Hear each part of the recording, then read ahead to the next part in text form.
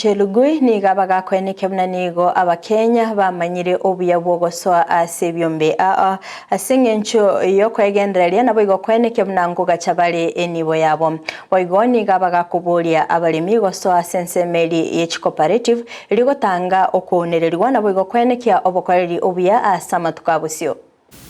Because of the cooperative movement, we've managed to make great strides in development in various sectors. On financial services, Your Excellency, we've made great strides. Many Kenyans are banking and saving within the cooperative circles in Kenya. We also pride ourselves in productive sector, the coffee, tea, ram, the fishermen, and all other crops, value chains. We've made great progress, including rice. We can't talk about rice production in Kenya without the cooperative movement.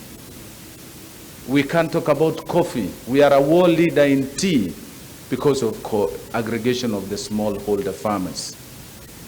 Your Excellency, recently you put in a lot of push on the fishing industry by creating a partnership between the Ministry of Cooperative and the Marine and the Ministry of Mining and Marine. We are also big in investments in housing, which is one of our pillars of this administration. So because of all those, Your Excellency, is the reason why we are celebrating today. We are a world leader. We are the best country in Africa as far as cooperative movement is concerned.